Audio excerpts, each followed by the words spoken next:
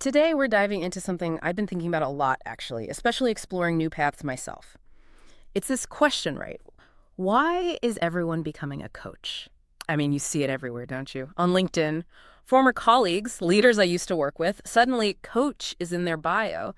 And it's not just like a title. There are real businesses, programs, retreats even. It really makes you wonder, is this the new MBA Yeah, or something else? And, if it is, how do you even stand out? that's a question I hear all the time, and you're right, it feels like it's everywhere. But the numbers behind it are, frankly, astounding. If you look at the International Coaching Federation back in 1999, Mhm. they had just over maybe 2,000 members. Fast forward to May 2025, almost 64,000. Wow. That's a 30 times increase in 25 years. And here's the real kicker. Okay. More than half of that explosive growth, it happened after 2020, the genuine surge. A 30x increase. Yeah. Half since 2020. That's incredible. So what's going on? Why now? What's fueling this boom? Yeah, that's the key, isn't it?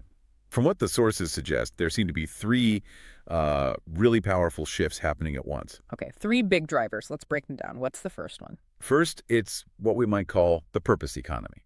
You've got mid-career professionals maybe feeling a bit stuck or burnt out. They're Yeah. prioritizing meaning, flexibility, aligning work with their values much more than just the paycheck. There was a big McKinsey report in 2022 showing over 70% of people who quit weren't primarily chasing money. Right. They wanted something more. Exactly. Purpose, growth, a better fit. And coaching is seen as a way to kind of reinvent their careers with that clarity. Okay, so it's deeper than just salary. Makes sense. What's the second driver? Second is the skills crisis. This is huge for organizations. Mm. Basically, the useful life of skills is shrinking dramatically fast. Mm-hmm. The World Economic Forum predicted that almost half, 44% of core job skills will be disrupted in just 5 years. So companies are scrambling. How do we upskill? How do we keep people relevant and engaged? And coaching fits in there. Perfectly. LinkedIn Learning's report ranked coaching and mentoring in the top 3 L&D strategies for companies last year. It's becoming systemic, not just a personal development thing. So companies need it for survival, almost. Okay, what's number three? The third one is the rise of coaching platforms. Technology has just blown the doors off geographically. Ah, like Better Up and similar ones? Precisely. Better Up alone delivered over 1.5 million sessions across 66 countries. Think about that reach. Yeah, it's global. And clients, interestingly, over 60% prefer credential coaches even on these platforms. Platform-based coaching is scaling way faster than old-school one-on-one models now. So putting it all together, it's not just individuals wanting change. It's economic pressure, corporate strategy, and technology enabling it globally. Which brings me back to my earlier point and maybe a concern.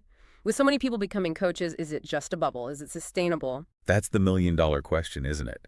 And it's critical if you're considering this path. Here's what I think is the key distinction. Becoming a coach, getting certified, that's doable. There's a roadmap, like you said. But becoming a credible coach, someone people trust, book consistently, respect deeply, that takes much more. Okay, so what does that involve? It's about real intention, consistency, smart positioning. Think about therapy maybe 30 years ago. Mm. It went from being kind of stigmatized to curiosity to now being seen as totally legitimate and valuable. Coaching's on a similar path. You see companies hiring internal coaches now, HR leaders, building coaching cultures. It's becoming embedded. Right, so it's not just about hanging out a shingle after a course, because that's not what you see on LinkedIn, is it, behind the title? Exactly. What you don't see is the work behind choosing the right kind of coaching for you, really understanding what problems clients will actually pay to solve, and then building trust, not just through skills, but through your actual presence, and creating positioning that really connects and converts. It's about building a real practice, a real career. So it's less about following the herd and much more about carefully designing something credible, something aligned with, well, who you are. Perfectly put. And that's really what we want to help you understand in these deep dives, the reality beyond the hype. And for those of you listening, maybe you like our host, you're curious, maybe you're already certified but feel a bit stuck, we're definitely going to explore more. We'll look at what kinds of coaching actually pay well. Is an ICF credential really necessary? Can you start this without quitting your job? And we'll bust some common myths too. Because your journey, whatever path you're exploring, really deserves clarity, not confusion. Thanks so much for joining us on the deep dive.